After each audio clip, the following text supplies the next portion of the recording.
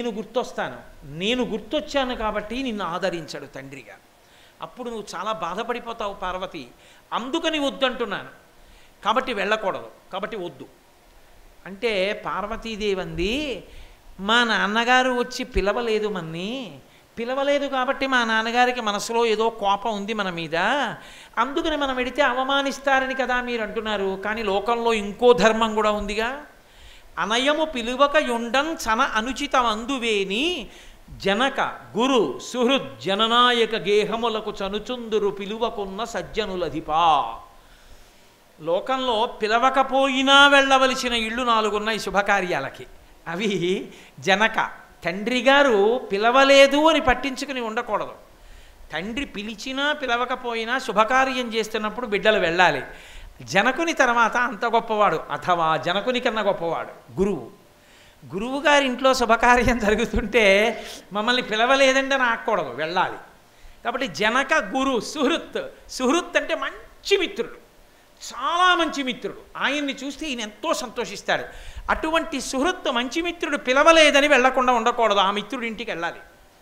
జననాయక, రాజ్యాన్ని పరిపాలించే రాజు ఉత్సవం చేస్తుంటే మమ్మల్ని పిలవలేదని ప్రజలు ఆగకూడదు, వెళ్ళాలి. కాబట్టి జనక గురు సుహృత్ జననాయక గేహములకు చనుచుందురు పిలువకున్న సజ్జనులధిపా, మంచివాళ్ళైతే పెడతారు. కాబట్టి మా నాన్నగారు పిలవలేదు నేను వెళ్ళొద్దంటాం ఏమిటి, వెళ్ళాలిగా అందావిడ. అంటే పరమశివుడు అన్నాడు, ఇంతకాలం ఎందుకు అని నీతో చెప్పలేదు, నేనేదో ఊహాజనితంగా పిలవలేదు కాబట్టి మీ నాన్నగారు మనం వెళ్ళకూడదని చెప్పట్లేదు పార్వతి. మీ నాన్నగారు ఇతపూర్వం నాతో పెద్ద కయ్యమాడాడు అని పూర్వం జరిగిన కథ అంతా చెప్పాడు. నన్ను నింద చేశాడు, అందుకే నిరీశ్వర యాగం చేస్తున్నాడు, కాబట్టి వెళ్ళవద్దు అంటే ఆవిడంది కాదు, నేను వెళ్ళవలసిందే, అది నా పుట్టిల్లు, నా తండ్రి, అటువంటి మహానుభావుడు అంత యజ్ఞం చేస్తుంటే నేను వెళ్ళకపోతే ఎలా, కాబట్టి తప్పకుండా వెడతాను అని లోకములను కన్న తండ్రి ఎవరికన్నా గొప్పవాడు లేడో, ఎవడు తన శరీరములో సగభాగం ఆమెకి ఇచ్చాడో ఆయన మాట కాదని ఆమె వెళ్ళింది అన్నారు వ్యాసుల వారు, పోతన గారు. ఇది మనకి చాలా ఆశ్చర్యంగా ఉంటుంది. ఏమిటండి ఇది, నిత్యాయ త్రిగుణాత్మనే పురజితే కాత్యాయని శ్రేయసే సత్యాయ అద్య కుటుంబిని అని కదా శంకర భగవత్పాదులు. అంతటి మహాపతివ్రత కదా, అంత జగములను కన్న తల్లి కదా, అంతటి జగదంబే, అటువంటి తల్లి శివుడు వద్దు వద్దు వద్దు వద్దంటున్నా వెళ్ళడం ఏమిటి అని అనుమానం వస్తుంది. దీనికి జవాబు ఎక్కడుందో తెలుసా అండి, పురాణమునందు లేదు. మీతో నేను మనవి చేశా, శృతి స్మృతి పురాణానాం, వేదములో చెప్పిన దానిలో ఆచారకాండని ఋషి సూత్రములుగా గుచ్చి తీసుకొచ్చి ఇస్తే స్మృతి అవుతుంది. గౌతమ స్మృతి, యాజ్ఞవల్క్య స్మృతి, ఆత్రేయ స్మృతి, అత్రి స్మృతి, అలాగే మనకి ఈ స్మృతి ఎలా వస్తుందో అలా తర్వాత పురాణం వస్తుంది. ఆ పురాణమునందు వేదమునందు చెప్పబడిన విషయాన్నే భూతద్దంలో చూపిస్తారు, చూపించి బాగా హత్తుకునేటట్టు చెప్తారు. కాబట్టి వేదంలో ఉన్నటువంటి విషయం ఒకటి ఉన్నది. యజుర్వేదంలో మనం రుద్రాధ్యాయంతో అభిషేకం చేసేటప్పుడు చెప్తాం ఆ మంత్రం, శివా రుద్రాహ భేషజీ, శివా విశ్వస్య భేషజీ అని. భేషజీ అంటే స్త్రీవాచకం, ఓషధి అని. శివా అంటే అమ్మవారు, శివ అంటే అయ్యవారు. శివా అమ్మవారు ఏం చేస్తూ ఉంటుంది అంటే శివా రుద్రస్య భేషజీ, ఆమె రుద్రుని పట్ల ఓషధి. అలాగే శివా విశ్వస్య భేషజీ, ఆమె విశ్వమునకు ఓషధి. ఇద్దరికీ కూడా ఆమె ఓషధిగానే పనిచేస్తుంది. ఎలా పనిచేస్తుంది అంటే లోకమునకంతటికీ తండ్రి పరమేశ్వరుడు.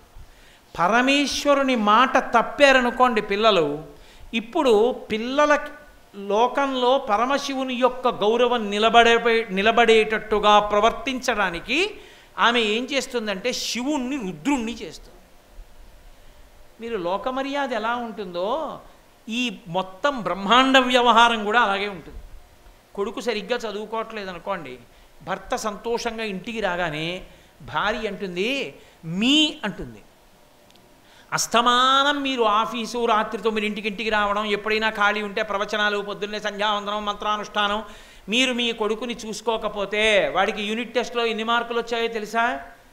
100కి వాడికి వచ్చిన మార్కులు 8. రోజు ఉపాధ్యాయులు వచ్చి చెప్తున్నారు వాడు ఎందుకు పనికి రాకుండా అయిపోతున్నాడని. ఇలా వాడు తయారైపోతే రేపొద్దున నువ్వు చూడలేదా అని నన్ను అడగద్దు, మీ ఇష్టం అంటుంది. శివుడిగా వచ్చిన భర్త రుద్రుడవుతాడు. రుద్రుడై బెల్ట్ తీసి వాడిని కొట్టడం మొదలు పెడతాడు. కొట్టడం మొదలుపెట్టిన తర్వాత 4 దెబ్బలు పడేదాకా ఊరుకుంటుంది. తండ్రి ఉగ్గురుడై కొడుతుంటే ఇప్పుడు అడ్డొచ్చి ఏడు పిల్లాన్ని చంపేస్తారా ఏమిటి, ఏడు ఆ కొట్టేయడం ఏడు, కొట్టమన్నానది నెలకోసారి కొట్టేయడమేనేమిటి, మీరు కూర్చోండి రోజు ఉంటుంది. దిక్కుమాల సంసారం, కొడితే తప్పు కొట్టకపోతే తప్ప నేను పక్కైపోతాను. అప్పుడు వెళ్ళి మళ్ళీ ఏం చేస్తుంది, ఏమండి ఎందుకు అడ్డుపడ్డాను, కిందటి నెలైనా వాడికి చెవి నొప్పి వచ్చింది, డాక్టర్ గారు కొన్నాళ్ల పాటు వాడికి తల మీద ఎక్కడ దెబ్బ తగలకుండా చూడమన్నారా, పిల్లాడు చదవలేదని కోపం వచ్చి కొట్టేస్తున్నారే, వాడి చెవికి ఏదైనా అయితే కొట్టమన్నానని కొట్టేయడమేనా, దగ్గర పెట్టుకుని రోజూ చూసుకోవాలి కానీ అలా కొట్టేస్తారండి అంటుంది. వెంటనే భర్త, అవును సుమా నిజమే, ఆ కోపంలో అలా కొట్టేశాను, నువ్వు అలా చెప్పకుండా ఉండాల్సిందే అని కొడుకుని మళ్ళీ వెళ్ళి చూస్తాడు. వాడు నిద్రపోతుంటాడు. ఆ దెబ్బలు చూసి బాధపడి రేపటి నుంచి నేను దగ్గర కూర్చోపెట్టుకుని చదివించుకుంటానని చెప్పి కూర్చోపెట్టుకుని చదివిస్తాడు. భర్తని రుద్రుణ్ణి చేసింది ఎవరు? ఆవిడే. మళ్ళీ రుద్రుణ్ణి శివుణ్ణి చేసింది ఎవరు? ఆవిడే. ఎందుకోసం చేసింది? పిల్లల కోసం చేసింది. లేకపోతే ఆయన శివుడుగానే ఉంటాడు. వీళ్ళు ఇలాగే దారి తప్పి నిరీశ్వర యాగాలు మొదలు పెడతారు. ఇక ఇది తప్పించాలి అంటే ఆవిడ శివుణ్ణి రుద్రుణ్ణి చెయ్యాలి. శివుణ్ణి రుద్రుణ్ణి చేయడానికి పథకరచన చెయ్యాలంటే తాను వెళ్ళి శరీరం వదిలిపెట్టాలి. వదిలిపెడితే ఆయన రుద్రుడు అవుతాడు. అందుకు బయలుదేరింది ఆవిడ. ఇప్పుడు లోకానికో దెబ్బ కొడతాడు ఆయన, అందరూ దారిలోకి వస్తారు. రేపు లోకానికి ఉపకారం జరగాలి, మళ్ళీ ఆవిడే చేయిస్తుంది ఉపకారం. కాబట్టి ఇప్పుడు ఆవిడ నేను వెళ్ళి తీరుతానని బయలుదేరింది. అందుకెళ్ళింది తప్ప భర్తని తిరస్కరించి వెళ్ళడం ఆమె ఉద్దేశ్యము కాదు. మీరు వేదమును ప్రమాణముగా తీసుకోవలసి ఉంటుంది. చల్లుకుంటున్నారు. ఆయన ఎంతటి మహానుభావుడో నీకు తెలీదా? తెలిసి కూడా ఇలా కావాలని ఆయన మీద కక్ష పెట్టుకుని మాట్లాడుతున్నావా? రేపు ప్రొద్దున్న నేను తిరిగి నా భర్త దగ్గరికి వెడితే ఆయన నీలాగా కక్ష పెట్టుకునే మనిషి కారు. కానీ ఆయన నన్ను ఎప్పుడైనా అనురాగంతో దాక్షాయణి అని పిలిస్తే నా కడుపు ఉడికిపోతుంది. అంత దుర్మార్గుడైన తండ్రికి కుమార్తెనయ్యాను, ఇంతటి మహాత్ముడికి ఇల్లాలినయ్యానని నీకు కుమార్తెని అన్న విషయం నన్ను ముళ్ళు తొలిచినట్టు తొలుస్తుంది. అందుకని ఇక నీ కుమార్తెగా దాక్షాయణి అన్న పేరుతో నేను ఉండదలుచుకోలేదు. నరుడ జ్ఞానమునన్ భుజించిన జుగుప్సంబైన యన్నంబు సయ్యన వెళ్ళించి పవిత్రుడైన గతి దుష్టాత్ముండవై అయ్యనగు మహాత్ము నిందించిన నీ తనూభవ యనంగానోర్వ హేయభాజనమైన ఈ శరీరమున్ విడిచి భస్వచ్ఛుద్ధి ప్రాపించదన్ అందవిడ. నరుడు మనుష్యుడు చాలా బాగుంది పులుసు అన్నం అనుకుని తినేశాడు కడుపు నిండా. తినేసిన తర్వాత ఇంకొంచెం పులుసు తీసుకుని ఏ మజ్జిగలోనో నంచుకుందామని గరిటెతో ఇలా అన్నాడు. ఓ బల్లి వచ్చింది, అందులోంచి చచ్చిపోయింది. చాలా రుచిగా ఉన్న పులుసు అన్నం తిన్నానని కడుపులో ఉంచుకుంటాడా? చచ్చిపోయిన బల్లి అందులో ఉందని నోట్లో వేలు పెట్టి కక్కేస్తాడా? నరుడు అజ్ఞానమునన్ భుజించిన జుగుప్సంబైన యన్నంబు సయ్యన వెళ్ళించి పవిత్రుడైన గతి. కక్కి పవిత్రుడైనట్టు నువ్వు తపస్సు చేస్తే నీకు కూతురుగా వచ్చాను, నా భర్తని అవమానించావు కాబట్టి నేను ఇక నీ కుమార్తెగా ఉండను. ఈ శరీరంతో ఉన్నంతసేపు నీకు కుమార్తెగా తిరుగుతున్నాను కాబట్టి దాక్షాయణి అంటారు. ఇక నీకు ఆ కీర్తి ఉండకూడదు. అందుకే ఈ శరీరాన్ని విడిచిపెట్టేస్తాను. భాస్వచ్ఛుద్ధి ప్రాపించదన్, యోగాగ్ని యందు ఈ శరీరాన్ని దహించేస్తున్నాను అందావిడ. ఇన్ని మాటలన్నా ఇలా తల తిప్పి కూడా చూడలేదు దక్షుడు. తన యజ్ఞం తాను చేసుకుంటూ హవ్యాన్ని ఇస్తున్నాడు అగ్నిహోత్రానికి. హాహాకారాలు చేశారు అందరూ, ఏమిరా ఈ మూర్ఖుడి ప్రవర్తన అని. తల్లి చూసి ఉత్తర క్షణంలో ఆమె ఆచమనం చేసి ఉత్తరాభిముఖురాలై కూర్చుని పరమశివుడి యొక్క పాదములను మనసులో స్మరిస్తూ యోగాగ్నిని తన శరీరములో రగల్చి ఒక్క క్షణంలో తన శరీరాన్ని భస్మం చేసి కుప్పగా పడిపోయింది. పడిపోగానే అక్కడ ఉండేటటువంటి రుద్రగణాలన్నిటికీ కోపం వచ్చి దక్ష ప్రజాపతి మీద పడ్డాయి. భృగువు పరమశివుడికి కలిగిన ఇబ్బంది చూసి సంతోషించిన వాడై, ఒక్కొక్కడి పైశాచికానందం అలా ఉంటుంది, ఆనందించిన వాడై ఎక్కడో రుభువులు అని ఉత్తమ లోకాల్లో ఉంటారు, వెంటనే ఆభిచార హోమం చేసి అందులోంచి కొన్ని వేల మందిని సృష్టించి రుద్రగణాల మీదకు వదిలిపెట్టాడు. రుద్రగణాలు వాళ్ళ చేతిలో ఓడిపోయి ఓడిపోయి వాళ్ళు ఏడుస్తూ వెళ్ళిపోతున్నారు. నారద మహర్షి వెళ్ళి కైలాసంలో ప్రశాంతంగా కూర్చునున్నాడు పరమశివుడు. ఆయన దగ్గరికి వెళ్ళి చెప్పాడు, అయ్యా ఇంత అవమానం చేశారు నీ భార్యని, అవమానం చేస్తే ఆమె అవమానం తట్టుకోలేక ఇక నీ చేత దాక్షాయణి అని పిలిపించుకోనని ప్రతిజ్ఞ చేసి శరీరం వదిలిపెట్టేసిందన్నారు. ఇదే ఆవిడికి కావాలి, అందుకే వెళ్ళింది. వెంటనే పరమశివుడు రుద్రుడయ్యాడు. రుద్రుడై కూర్చున్నవాడు కూర్చున్నట్టు ఒక్కసారి లేచాడు. అర్జుండుగ్రుడు నీలకంఠుడి ఇభ దైత్యారాతి దష్టోష్టుడై అజ్జద్భూరి మృగేందరోషమున భీమ ప్రక్రియన్నవ్వుచున్ విద్యుద్వహ్ని శిఖా సముచ్చయరుచిన్ వెల్గొందు చించజ్జటన్ సద్యక్రోధముతోడ పూంచివైచన్ క్షమాచక్ర మధ్యంబునన్. వెంటనే కూర్చున్నవాడు పైకి లేచి ప్రళయకాలంలో చేతిలో పట్టుకున్న త్రిశూలాన్ని గిరగిర తిప్పి దిగ్గజాలన్నింటినీ కూడా దానికి గుచ్చి పైకెత్తి వికటాట్టహాసం చేస్తూ పర్వతములను బ్రద్దలు చేసి సమస్తాన్ని లయం చేసి తనలోకి తీసుకున్నప్పుడు ఎంత రౌద్రాన్ని పొందుతాడో అలా లేచి నిలబడి ఒక్కసారి ఆద్యుండుగ్రుడు నీలకంఠుడి దైత్యారాతి దష్టోష్టుడై ఆజ్యద్భూరి మృగేంద్ర రోషమున భీమ ప్రక్రియం నవ్వుచున్. ఒక పెద్ద నవ్వు సింహల్ల నోరు తెరిచి నవ్వి విద్యుద్వహ్ని శిఖా సముచ్చయ రుచిన్ వెల్గొందు చించజ్జటన్. అగ్నిహోత్రం ఇలా పైకొస్తే దాని శిఖ ఎలా మండుతుందో అలా ప్రకాశిస్తున్నటువంటి జటాజూటము నుండి ఒక జటని పైకి పెరికి భూమండలానికి మధ్యలో వేసి కొట్టాడు. కొట్టగానే ఆయన సంకల్పాన్ని అనుసరించి అందులోంచి ఒక బ్రహ్మాండమైన మూర్తి పైకి లేచాడు. అభ్రంలిహాదభ్ర విభ్రమా బ్రభ్రమ కృన్నీల దీర్ఘ శరీరమమర ప్రజ్వల జ్వలన దీప్త జ్వాలిక జ్వాల జజ్వల్యమాన కేశములు మెరయ జండ దిగ్వేదండ శుంఠాబదోర్దండ సహస్రద్యుతిహేతి సంగమొప్ప వీక్షణత్రయలోక వీక్షణద్యుతిలోక నీక్షణసతి దుర్నిరీక్షమగుచు గ్రకచ కఠిన కరాళ దంష్టలు విలుంగ ఘన కపాలాస్తి మలికలు దనర అఖిలలోక భయంకరుండగుచు వీరభద్రుడు దయించ మారట రుద్రుడగుచు. అసలు వీరభద్రజనంలో పోతన గారు ఎంత అనుభవించేశారో, ఆయన ఘంటం ఎలా కదిలిందో, ఎలా వీరభద్రుడు దయించాడని శివమహాపురాణం కూడా ఇంత గొప్పగా చెప్పలేకపోయింది. అంత గొప్ప పద్యం పడిపోయింది పోతన గారికి. అభ్రంలిహాదభ్ర విభ్రమా బ్రభ్రమ కృన్నీల దీర్ఘ శరీరమమర.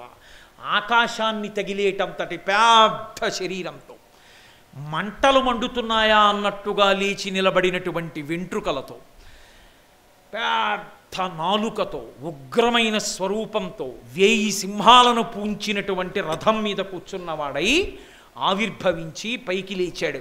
లేచి భయంకరమైనటువంటి ఘన కపాలాస్తి మాలికలు తనరా, పుర్రెల మాలలు ఎముకల దండలు వేసుకొని విభూతి ఒళ్ళంతా రాసుకొని పెద్ద నవ్వు నవ్వుతూ, తండ్రి ఏమి ఆజ్ఞ నన్నెందుకు సృజించారని అడిగాడు.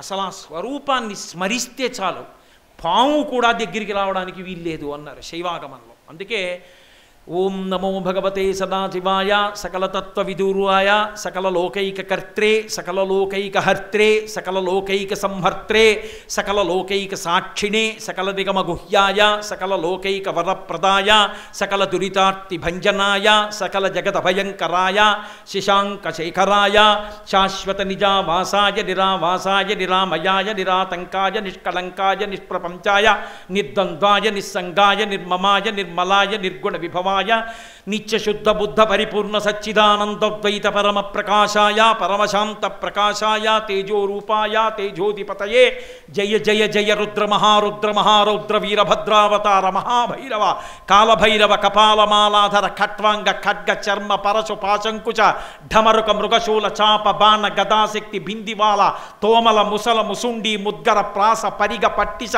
శతగ్ని చక్రాద్యాయుధ భీషణకర సహస్ర దంస్ట్ర కరాళ వికటాట్టహాస విస్ఫాటిత బ్రహ్మాండ మండల నాగేంద్రహార నాగేంద్రవలయ నాగేంద్ర చర్మ ధర మృడ మృత్యుంజయ త్రయంబక త్రిపురాంతక విరూపాక్ష విశ్వేశ్వర వృషభవాహన హర అని ప్రార్థన చేసింది శివ కవచం.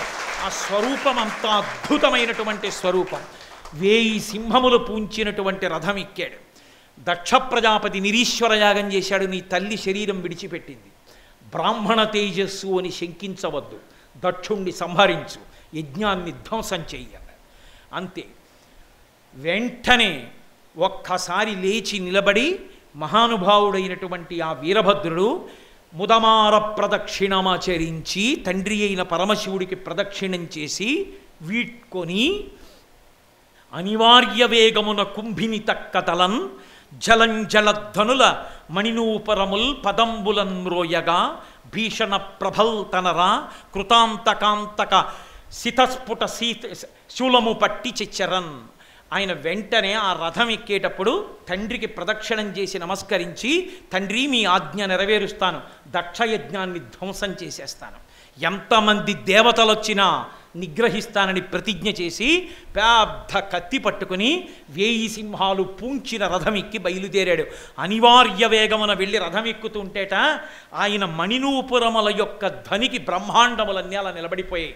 వీరభద్రావతారాన్ని స్మరించినంత మాత్రం చేత ఎటువంటి ఆపదలు తొలగిపోతాయి అని శైవాగమం చెప్తోంది. అంత గొప్ప అవతారం వీరభద్రావతారం. ప్రత్యేకించి శ్రీశైల క్షేత్రానికి క్షేత్రపాలకుడు బయలు వీరభద్రుడు.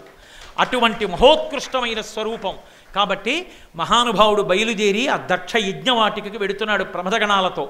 ధూళి పైకి రేగింది. చూశారు దక్షయజ్ఞంలో ఉన్న వాళ్ళందరూ, ఓ ఏమిట్రా ఈ ధూళి, అకాలమైనటువంటి మేఘాలు లేచాయి, బహుశः పార్వతీదేవి శరీరం విడిచిపెట్టిన కారణం చేత అమంగళం తరువుకొస్తోందేమో అనుకున్నారు. అప్పుడు అందులో లేచి కొందరన్నారు, అట్టి త్రిపురహరుని, శర్వుని, శుభప్రదుని, ఈశుని ఆయనని రోషింపచేసిన మంగళములు మనకు కలుగునే పద్మగర్భునకునైనా బ్రహ్మగారికైనా మంగళాలు కలుగుతాయిరా. అటువంటి మహానుభావుడు పరమశివుడికి కోపం తెప్పిస్తే కాబట్టి ఉపద్రవం ఏదో వస్తోందనుకున్నారు. గబగబా లోపలికి వచ్చారు. అంతే వీరభద్రస్వామి, నందీశ్వరుడు, ఆ తర్వాత ఆ మణివాహుడు వీళ్ళందరూ లోపలికి వెళ్ళి ఆ భగుడని ఆయన ఆ బ్రాహ్మణులు చేసేటటువంటి యజ్ఞం దగ్గర పరమశివుణ్ణి నింద చేసి మాట్లాడుతుంటే కళ్ళు గీటి బాగా తిట్టండని కనుగీటాడు. వెంటనే వెళ్ళి ఆ మణిభద్రుడు అనేటటువంటి ఆయన్ని పట్టుకుని 2 కళ్ళు పీకేశాడు. పూష అని సూర్యస్వరూపం. అది ఆ పరమశివుణ్ణి నింద చేసేటప్పుడు వెకిలి నవ్వు నవ్వాడు. అందుకని వెళ్ళి నందీశ్వరుడు ఆయన పళ్ళన్నీ పీకేశాడు. పూషదంత బిదవ్యగ్రో దక్షాధర హరోహర భగనేత్ర బిదవ్యక్త సహస్రాక్ష సహస్రపాత్ అని శివాష్టోత్తరం. ఆ కళ్ళు పీకేసి ఆ సూర్యబింబానికి ఆ పూష అనబడేటటువంటి సూర్యుడికి పళ్ళన్నీ పీకేశారు. పీకేసి దక్ష ప్రజాపతి యొక్క శరీరం మీద కూర్చుని త్రిశూలంతో పొడిచేశాడు వీరభద్రుడు. ఎన్ని పోట్లు పొడిచినా శరీరము మంత్రపూతమైన కారణం చేత దక్షుడు మరణించలేదు. అప్పుడు చూసి ఆయన శిరస్సుని గిరగిర తిప్పి ఊడబెరికి దక్షిణ అగ్నిలో పారేశాడు. ఆ అగ్నిలో కాలిపోయింది. దేవతలందరినీ పట్టుకుని చితక పొడిచేశారు. కాళ్ళు చేతులు విరిగిపోయిన వాళ్ళు, అవయవాలు తెగిపోయిన వాళ్ళు, నెత్తురోడిపోతున్న వాళ్ళు, హాహాకారాలు మిన్నుముట్టాయి. దేవతలందరూ సత్యలోకానికి పరిగెత్తి చతుర్ముఖ బ్రహ్మగారి దగ్గరికి వెళ్ళారు. వీరభద్రావతారానికి ఉద్రేకం ఆగక ఆ పట్టిసాన్ని తీసుకెళ్ళి, ఆ కత్తిని తీసుకెళ్ళి గోదావరి నదిలో కడిగాడు. ఎక్కడ ఆయన కత్తిని కడిగాడో అదే పట్టిసం క్షేత్రమైంది. ఆ మహానుభావుడు వీరభద్రుడి యొక్క ఉగ్రకళ తగ్గకపోతే దేవతలందరూ కూడా వచ్చి స్తోత్రం చేసినా ఆయన ఉగ్రత శాంతించకపోతే అప్పుడు మళ్ళీ జగదంబని ప్రార్థన చేశారమ్మా దేనివల్ల తగ్గుతుందని. అంటే అమ్మవారంది, నా 16 కళలలో ఒక కళ భద్రకాళీదేవిని పంపుతున్నాను అంటే ఆ భద్రకాళీదేవి వచ్చి అశ్శరభ దశరభ అశ్శరభ ధరభ అంటూ ఆడింది. ఆయన ఏం లెక్క పెట్టల, అంతే ఉగ్రంగా ఉన్నాడు. ఇలా కాదని ఆ భద్రకాళీ స్వరూపం గోదావరి నదిలో స్నానం చేసి పైకొచ్చింది. పైకొచ్చి కన్నెపిల్లగా కనపడింది. కనపడేటప్పటికీ ఇంత ఉగ్రస్వరూపము తగ్గిపోయి ఆమె చిటికిన వేలు పట్టుకుని మన ఇద్దరం పెళ్ళాడదామన్నాడు అని నడిచి వెడుతుంటే మునిమండలి కనపడింది. మునులు కనబడ్డారు. వాళ్ళు వీళ్ళిద్దరికీ మాకిద్దరికీ వివాహం చేయమన్నాడు. ఇద్దరినీ ఒకే పీట మీద కూర్చోబెట్టి గబగబా పీటేసి ఒక పీట మీదే కూర్చోబెట్టి ఇద్దరికీ పెళ్లి చేశారు. అందుకే మునిమండలి ఇప్పటికీ తూర్పుగోదావరి జిల్లాలో మురమళ్ళ క్షేత్రం. ఒక పీఠం మీదే ఉంటారు వీరభద్రుడు భద్రకాళి. కన్యపిల్ల రూపంలో వస్తే పెళ్లి చేసుకొని శాంతించాడు కనుక ఇప్పటికీ ఆ క్షేత్రానికి ప్రతిరోజు వశిష్ఠాది మహర్షులందరూ వచ్చి దర్శనం చేసుకుని వెడతారు. అందుకే ఆ క్షేత్రం నిత్య కళ్యాణం పచ్చతోరణం. ఏ కారణం చేత పెళ్ళి కాని వాళ్ళు కూడా మురమళ్ళ వెళ్ళి కళ్యాణం చేసుకుంటే పెళ్ళి అయిపోతుంది. ఎంతమంది ఆడపిల్లలు మగపిల్లలు అలా పెళ్ళైన వాళ్ళు ఉన్నారు. కాబట్టి ఆనాడు వీరభద్రుడు అలా శాంతి పొందాడు.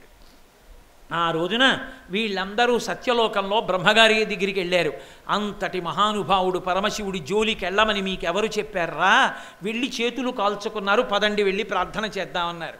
వీళ్ళందరినీ తీసుకుని మళ్ళీ కైలాస పర్వతం మీదకి వెళ్ళారు.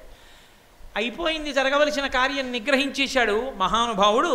తన కుడి తొడ మీద ఎడమ కాలు పెట్టుకుని, ఎడమ చేయి ఎడమ కాలు మీద, ఎడమ మోకాలు మీద పెట్టుకుని నారదాది మహర్షులు చుట్టూ సేవిస్తుండగా చిన్ముద్ర పట్టి ప్రశాంత వదనంతో మర్రి చెట్టు కింద కూర్చుని మౌన వ్యాఖ్యా ప్రకటిత పరబ్రహ్మతత్వం యువానం వర్షిష్టంతే వసదృశగణైరవృతం బ్రహ్మనిష్టై ఆచార్యేంద్రం కరకలిత చిన్ముద్రమానందరూపం స్వాత్మారామం ముదితవదనం దక్షిణామూర్తిమీడే అని ప్రశాంతంగా దక్షిణామూర్తిగా కూర్చున్నాడు. అప్పుడు వెళ్ళి దేవతలందరూ ప్రార్థన చేశారు, మా బుద్ధి తప్పయింది, నిరీశ్వరయాగం దక్షుడు చేయడం ఏమిటి, తగుదునమ్మా అని మేము వెళ్ళడం ఏమిటి? ఈశ్వరా, మీరు తండ్రి, మేము చేసిన తప్పిదాన్ని మీరు కాకపోతే ఎవరు క్షమిస్తారు, కాబట్టి మమ్మల్ని క్షమించండి అని ప్రార్థన చేశారు. పరమశివుడు ఉదారుడు, వెంటనే ఆయన వాళ్ళు చేసిన తప్పిదాలన్నీ క్షమించి ఒక్కొక్కరికి ఒక్కొక్క వరం ఇచ్చాడు. భగుడికి మళ్ళీ చూడగలిగిన శక్తిని ఇచ్చాడు. పూషా అన్న ఆయనకి యజమాని దంతములతో పిండి పదార్థం తినేటట్టు పాయసాన్నం తినగలిగేటటువంటి వరాన్ని ఇచ్చాడు. అలాగే తల తెగిపోయిన దక్ష ప్రజాపతికి గొర్రె తలకాయ పెట్టించి మళ్ళీ ఆగిపోయిన యజ్ఞాన్ని పూర్తి చేయించాడు. యజ్ఞానికి సంబంధించినటువంటి ఆ యజ్ఞ స్వరూపము జింక రూపంలో పారిపోయింది ఉత్తరదేశానికి దక్షారామం నుంచి. అమ్మో, భీమఖండంలో శ్రీనాథ మహాకవి ఏమి వర్ణించాడో అసలు ఈ దక్షారామాన్ని, దక్షారామంలో జరిగిన విశేషాల్ని భీమఖండంలో శ్రీనాథ వర్ణనలు వింటుంటే ఒళ్ళు గగురు పొడుస్తుంది, అలా వర్ణించాడు మహానుభావుడు. కాబట్టి అప్పుడు అందరూ ఆయన వలన అనుగ్రహం పొందారు. యజ్ఞం పరిసమాప్తమైంది. అయిన తరువాత శ్రీమన్నారాయణుడు సభలోకి వచ్చారు. అందరూ ఆయన్ని స్తోత్రం చేశారు. ఈ శివుని పట్ల అపచారముతో జరుగుతున్నటువంటి యజ్ఞము శుభప్రదముగా పూర్తి కాదని తెలుసు. అందుకే నారాయణుడి సభకి రాలేదు విష్ణువు. అప్పుడు వచ్చారు. వచ్చిన తరువాత యజ్ఞము చక్కగా పరిపూర్ణమైంది.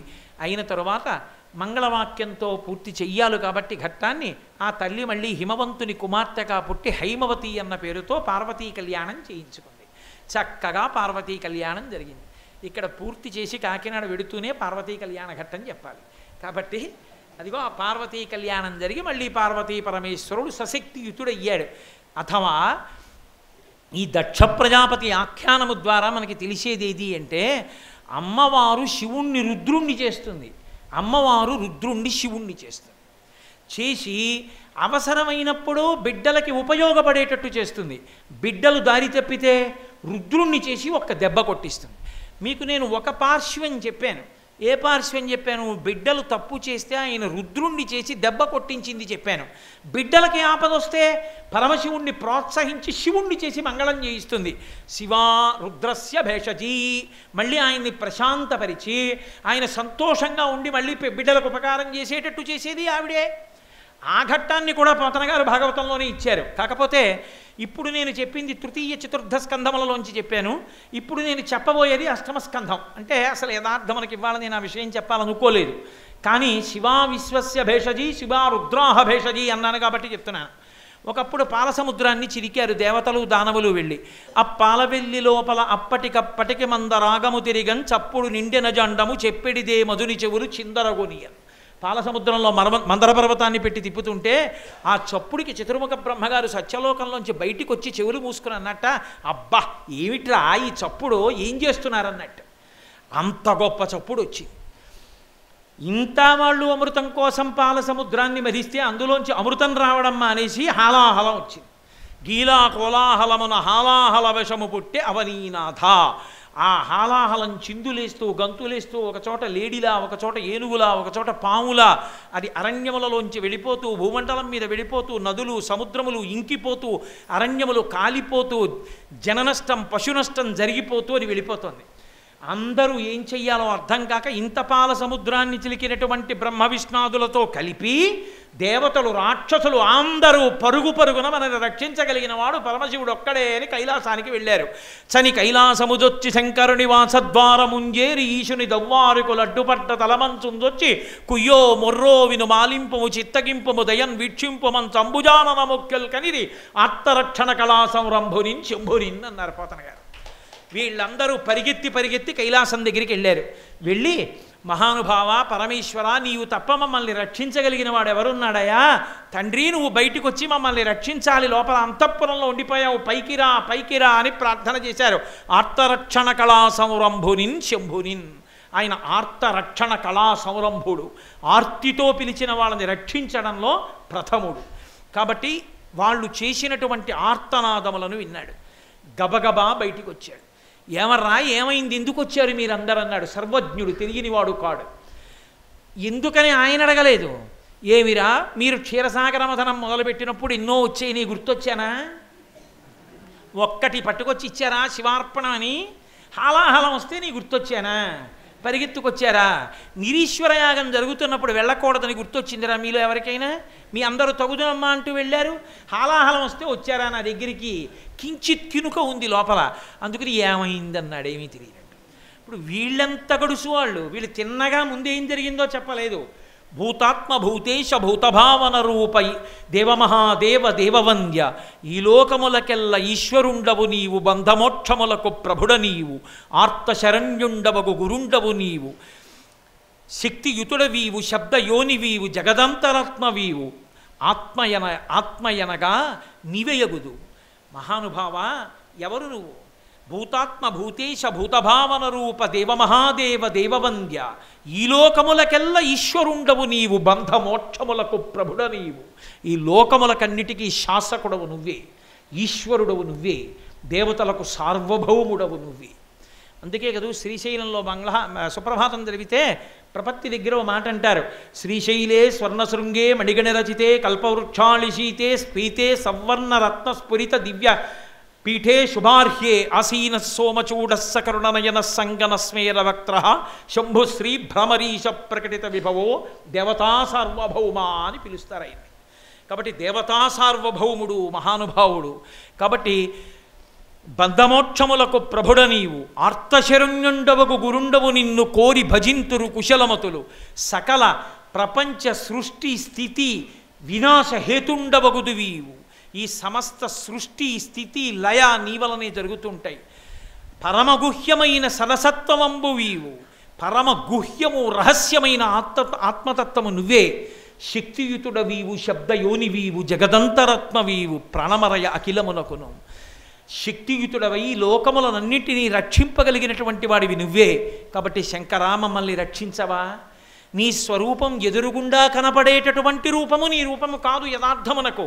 యథార్థమైన నీ రూపమును చూడగలిగిన వాడు లోకంలో లేడు. అగ్నిముఖంబు పరాపరాత్మకమాత్మకాలంబు గతి రత్నగర్భ పదము శ్వశనంబు నీ యుర్పు రసన జలేషుండు దిశలు కర్ణంబులు దివము నాభి సూర్యుండు కన్నులు శుక్లంబు సలిలంబు జఠరంబు జలధులు చలదలు శరము సర్వౌషధులు రోమచయము శల్యంబు లద్రులు మానసమృతకరుండు ఛందములు ధాతువులు ధర్మసమితి హృదయము ఆస్యపంచకముపనిషదాహ్వయంబు అయిన నీరూపు సరసత్వమై శివాఖ్యయై స్వయం జ్యోతియై ఒప్పు ఆజ్యమగుచు.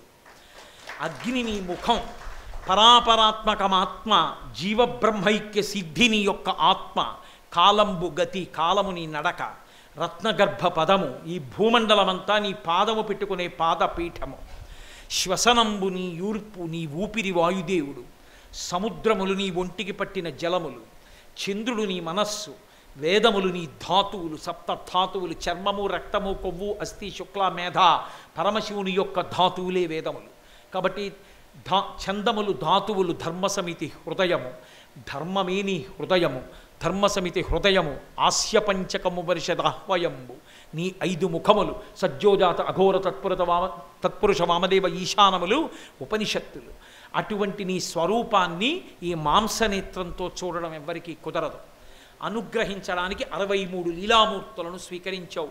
ఓ శంకర, మాకు ఉపద్రవం వచ్చింది, ఉన్నవాళ్ళం ఊరుకోకుండా అమృతం తాగుదామని బాహుశక్తిన్ సురాసురుల్ జని పాలవెల్లి మధింపాగేరి కలహం అలంఘ్యమై భువనంబు కోలాహలంబు చేసి హాలాహలంబు జనించే చిచ్చులాగమున్కొని ప్రాణి సందోహమున్ బ్రతికించవే దయ దొంగిలింపగనీశ్వరా అన్నారు. ఈశ్వర, భుజాలు కొవ్వెక్కి బలముంది కదా అని వెళ్ళి పాల సముద్రాన్ని చిలికాం అమృతం కోసం. హాలాహలం పుట్టి తరువుకొస్తోంది, వచ్చేస్తోంది కైలాస పర్వతం దగ్గరికి. శంకరా, మమ్మల్ని రక్షించేవాడు నువ్వు తప్ప ఎవడున్నాడు? కాబట్టి మమ్మల్ని రక్షించు. 3 మూర్తులకును 3 లోకములకు 3 కాలములకు మూలమగుచు భేదమగుచు తుదిగ భేదమయ్యొప్పారు బ్రహ్మమనగ నీవే పాలనయన. భూత భవిష్యత్ వర్తమాన కాలాలుగా బ్రహ్మ విష్ణు మహేశ్వరులుగా సృష్టికర్తగా స్థితికర్తగా ప్రళయకర్తగా 3గా కనబడి 1గా నిలబడేది నువ్వే. నిజానికి ఉన్నదా ఒక్కటే. కాబట్టి 3 మూర్తులకును 3 లోకములకు 3 కాలములకు మూలమగుచు భేదమగుచు తుదిక భేదమయ్యొప్పారు బ్రహ్మమనగ నీవే పాలనయన. లంపటము నివారింపను సంపద కృపచేయ జయము సంపాదింపన్ సంపెడి వారి వధింపను సుంపారగనిక చల్లు సోమార్థధర. ఓ తరియనాటి చంద్రరేఖ ధరించినటువంటి ఓ శివ, లంపటము నివారింపను, కష్టాన్ని పోగొట్టాలన్నా, లంపటము నివారింపను సంపద ఐశ్వర్యం కలగాలన్నా, చంపే వాళ్ళని చంపాలన్నా, విరోధుల్ని చంపాలన్నా, అందరినీ చంపే యముణ్ణి చంపాలన్నా నీకే చెల్లి. మార్కండేయుణ్ణి రక్షించడానికి నీ ఎడమపాదంతో యమధర్మరాజు వక్షస్థలం మీద తనలా, కాబట్టి నీకు చెల్లింది. చంపెడి వారి వధింపను సొంపారగ నీకే చెల్లు సోమార్థధర. కాబట్టి తండ్రి, నువ్వు పుచ్చుకోవా ఈ హలాహలం అని అడిగారు. ఏమీ తెలియని వాళ్ళ నేను పుచ్చేసుకుంటాను అనాలి, కానీ ఆయన అలా అనలేదు. అనకుండా పార్వతీదేవి దగ్గరికి వెళ్ళాడు. ఎందుకని? లోకంలో ఎంత పనికి మారిన వాడు మొగుడైనా ఆడది పసుపు కుంకాలు ఉండాలని కోరుకుంటుంది కదూ. కైలాసగౌరి నోము జరిగితే వెళ్ళి పసుపు కుంకాలు పుచ్చుకోవాలని కోరుకోదు. ఏ ఆడది తనకు పసుపు కుంకాల గురించి వేరొక రకంగా ఆలోచన చేస్తుంది. కాబట్టి ఆ హాలాహలం యొక్క స్పర్శ చేత అందరూ నశించిపోతుంటే పరమశివుడు హాలాహలం తాగితే ఆయనకి ఇబ్బంది వస్తుందేమో అని పార్వతీదేవి అనదు. అందుకని వెళ్ళి ఆవిడికి నచ్చ చెప్పుకున్నాడు మహానుభావుడు, అంతటి ఉదారుడు. కంటే జగముల దుఃఖము వింటే జలజనిత విషపు వేడిమి ప్రభువై యుంటుట ఆత్తుల ఆపద గెంటించుట దాన ఫలము దానం కీర్తి మృగాక్షి. తల్లిదండ్రులం మనం ఉన్నందుకు లోకంలో బిడ్డల్ని కాపాడద్దు, చూడు ఎలా ఏడుస్తున్నారో. అందుకని హాలాహలం పుచ్చేసుకుంటాను పార్వతి. హరిమది ఆనందించిన హరినక్షి జగంబులెల్లయానందించున్ హరియును జగములు మెచ్చక గరళము వారించుటొప్పు కమలదలాక్షి. శ్రీ మహావిష్ణువు అంటే పరమశివుడికి అంత ప్రీతి, పరమశివుడు అంటే శ్రీ మహావిష్ణువుకి అంత ప్రీతి. చూసావా, ఈ లోకములన్నింటినీ రక్షించవలసిన వాడు నీ అన్నగారు శ్రీ మహావిష్ణువు. నారాయణ నారాయణి అన్నా చెల్లెళ్ళు. మీ అన్నగారు ఎంత తత్తరపడతాడు ఇప్పుడు లోకములన్నింటినీ హలాహలం కాల్చేస్తే.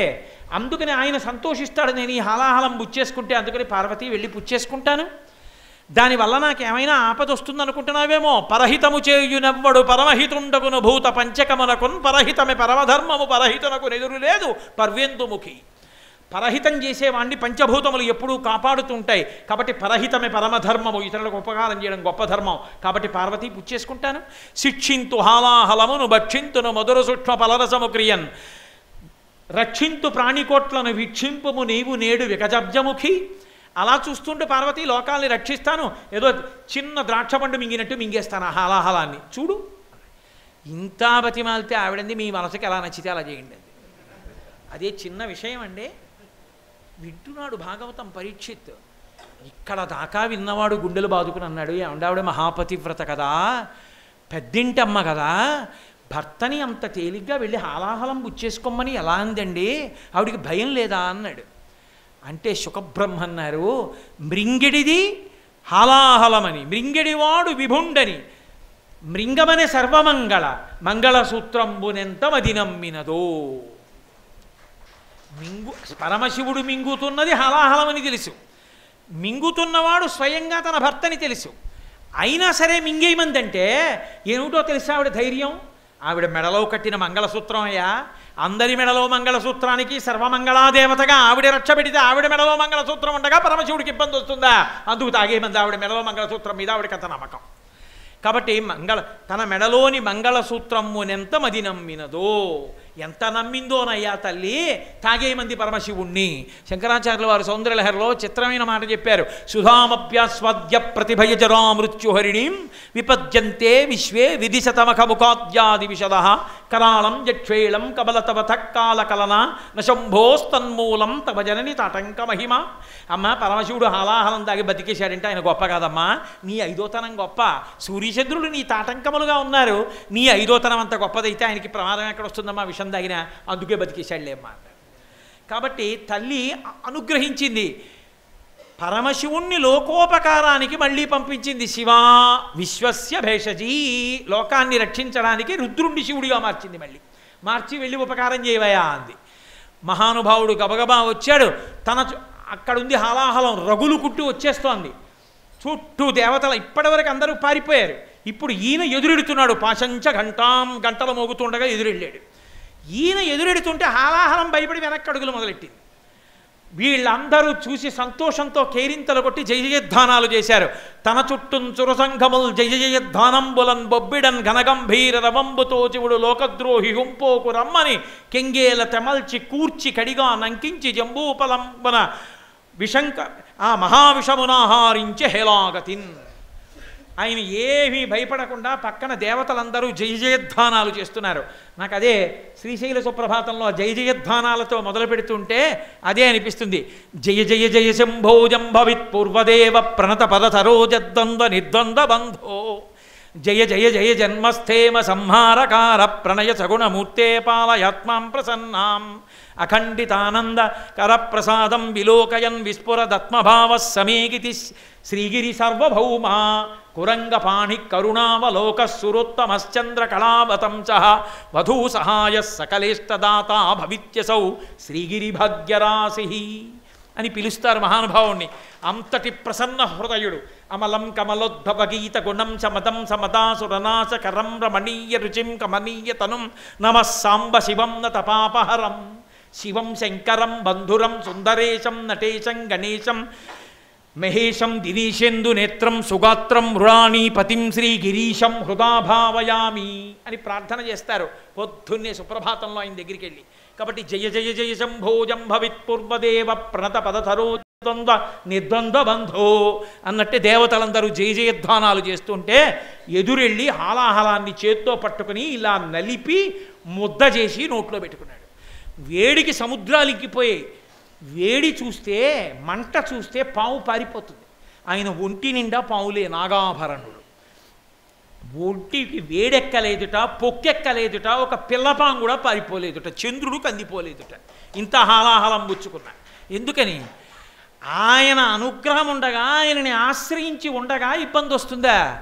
ఏ ఇబ్బంది రాదు. అందుకే ఇంతమంది జయ జయధ్వానాలు చేస్తుంటే మహావిషమునాహారించి హేలాగతిన్ కదలంబారవు పాపపేరు వడలన్ ఘర్మాంబుజాలంబు పుట్టదు నేత్రంబులు నెర్రబారవు నిజ జూటాచంద్రుడున్ కందడున్ వదనాంభోజము వాడదా విషమునాహ్వానించుచో డాయుచో పదిలంబై కడిచేయుచో దిగుచుచో భక్షించుచో మృంగుచోన్.